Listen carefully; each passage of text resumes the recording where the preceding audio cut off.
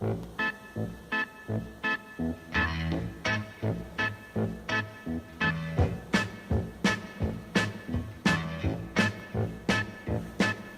show me the way to the next whiskey bar.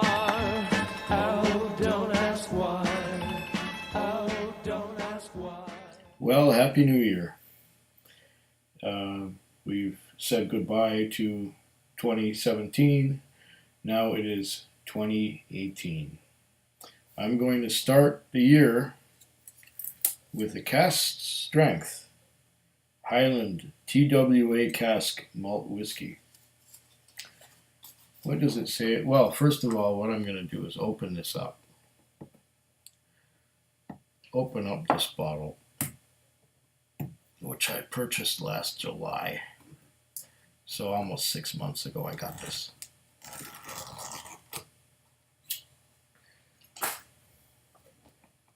Come on. Ooh, it's a tight one. That's a tight cork. It looks like it's a plastic coated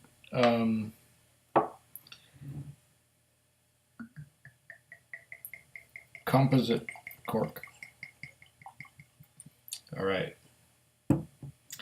This one here is the, I'll put the cap on there so I don't lose any. And get this out here. This is a Select 2 TWA Cask Vatting distilled at Blair Atholl and MacDuff Distilleries, Highland. One of only 797 bottles. This is the Cask Strength. It's got,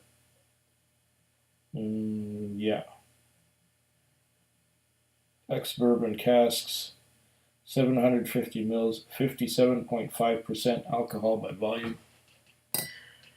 You know that I've had a few before this to work my way up to it. Anyway, what does it say here while I let this sit in the glass for a little while? Just a little while. Macaloney Distilleries, Ltd, Scottish whiskey makers, Mike Nicholson, Dr. Jim Swan, and Dr. Graham Macaloney join forces to bring you this unique collectible series of 6 vatted malt Scotch whiskies for your enjoyment. This fun organoleptic exploration encompasses 3 vattings from Islay, Highland, and Speyside regions of Scotland. Each regional vatting contains 2 distillery single malt scotches, including a distillery where Mike previously distilled, and are bottled at 46% or cask strength for a fuller experience. Our initial series of 3 regional bottlings came directly from single ex-bourbon casks, while the remaining series of 3 bottlings are further matured in Dr. Jim Swan's proprietary recharred red wine barriques from Portugal. We wish you much enjoyment as you explore our TWA casks, 6 cask strength or 46% bottlings from 3 Scotch regions, and 2 wonderfully different oak wood maturations traditionally made by Scott. Some of which I believe I may have had already.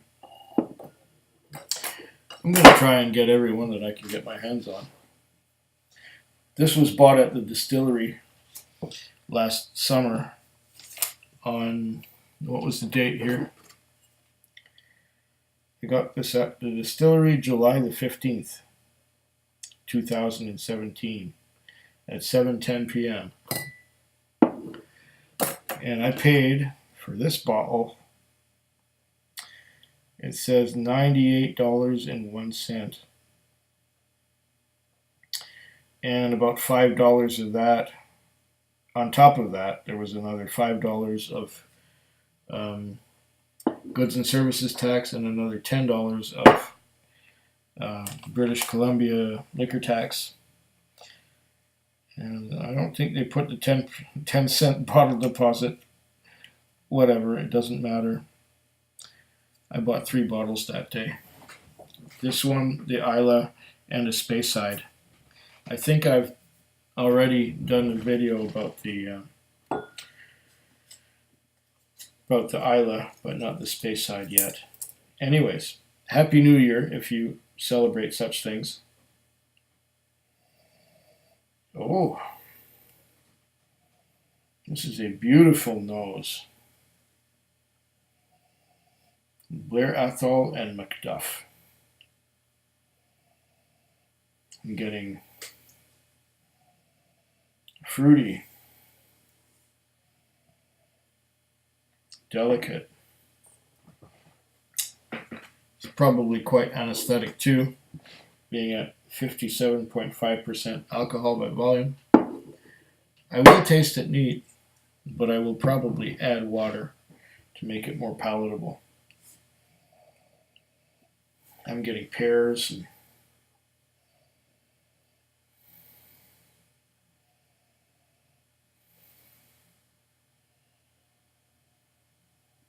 and apples.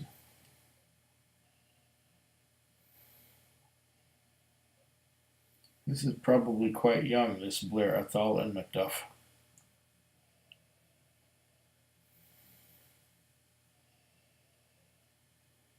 Honey. Definitely honey.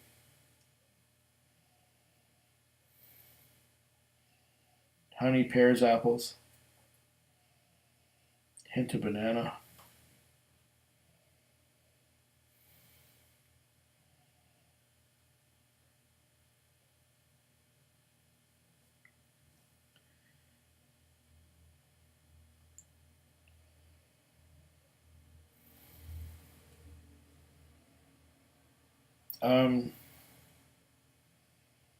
Getting something like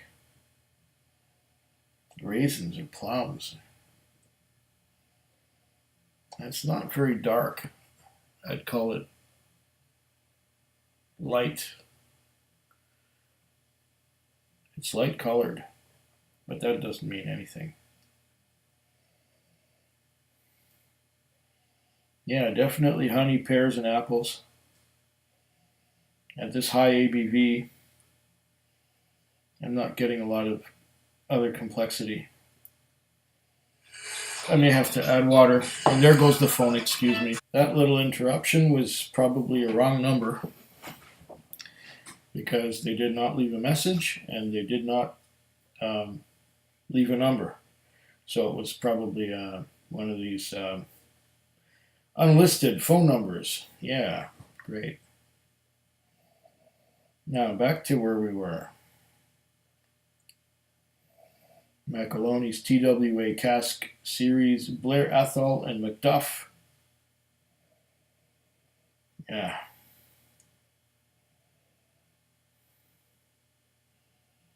Pear and apple. Honey.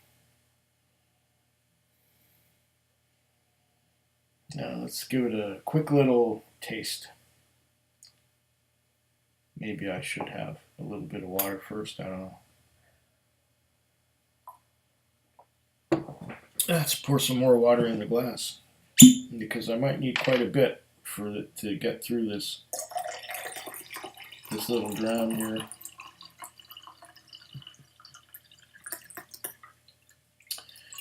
Okay. That's water.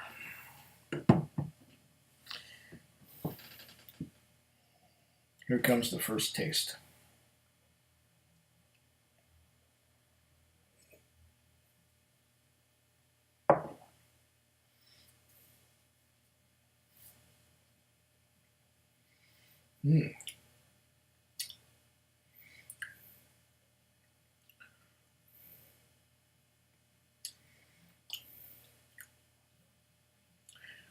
It's strong. Definitely strong. Still, I'm getting something nutty like cashews. I'm getting some pear, some apple, and honey. But the high ABV is taking the flavor away. So what I'm going to do is add 1 spoon and see what that does to it. This may have brought the ABV down a wee bit.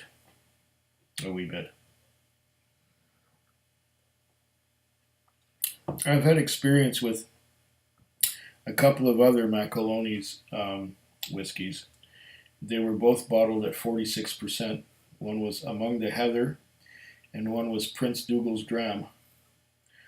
Both of which were really nothing all that special when I first opened them. But as they oxidized over about a 6-month period of time, they got significantly better towards the end. And at the very end, the last dram of each one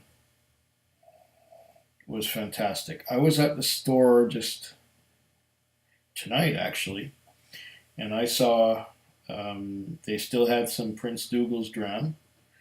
There was no Among the Heather, but there were a couple of other Macaloney's. There was a Highland and there was a Speyside, and they were both bottled at 46%. This one is cask strength.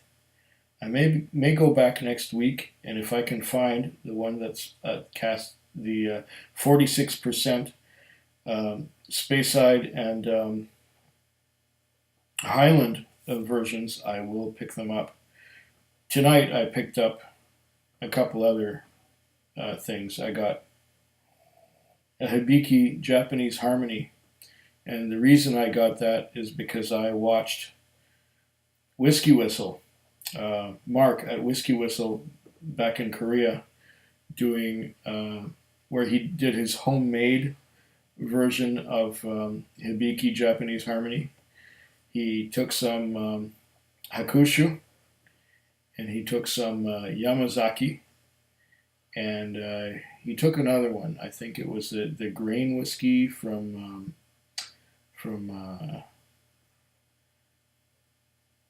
Suntory grain whiskey. I don't know which one it was, but there was the Yamazaki and the Hakushu, and that other grain and the grain whiskey, and you add those three together and in the right proportions, and you get Hibiki. And that prompted me to finally break down and buy that bottle of Hibiki that I've been looking at for about a year. So I got that, and I got a couple of Canadian whiskeys, and I picked up the last bottle that was on the shelf of the Magnus from Highland Park, and I got one other thing. I forgot what it was. I don't believe it was expensive, whatever it was. Anyway, it spoke to me. I'd have to look under the table because they're all under the table of my bar right now, all of these whiskeys that I will be tasting 6 months hence or later. Okay.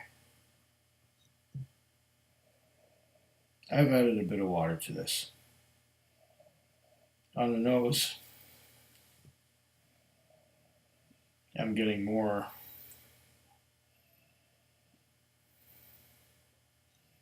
Definitely more. Maybe a bit of ginger to go along with the apple and pear. I'm getting some caramel notes now, which I wasn't getting before I put water in it. This definitely opens up with water. I may add some more before I'm done, but I'm going to taste it again first before I do that. It's still kind of hot. But, oh, bags of honey. Lots of honey, lots and lots of honey. Oh, beautiful Highland Scotch. Okay, let's go.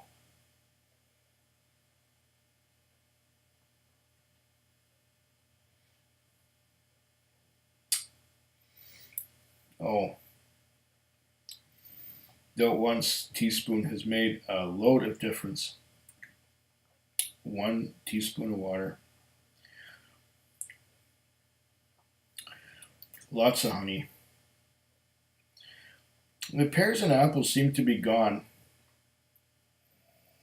and they've been replaced by something that's salty, almost maritime, which you don't expect.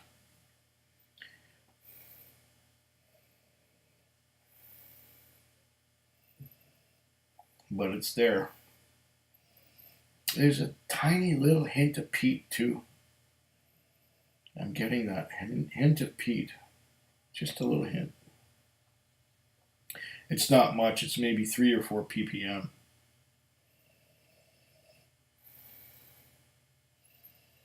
Oh, a little smoky. Just a little tiny bit. But mostly honey. And fruits. Pears. Oh, delicious.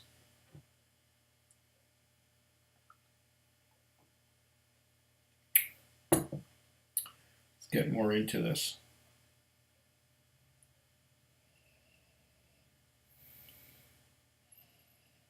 It's nice.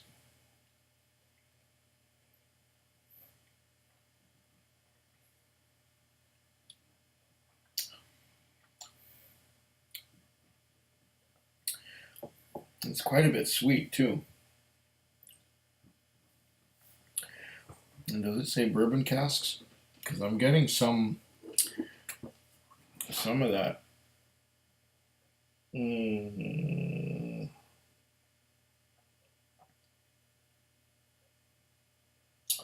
Mature to next bourbon casks. Yeah. There's some vanilla.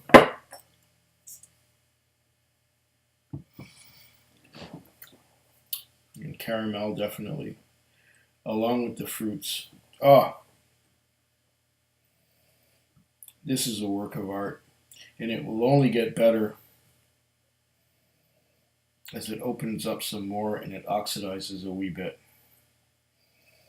This is fabulous. I'm also getting a nutty kind of cashew kind of thing.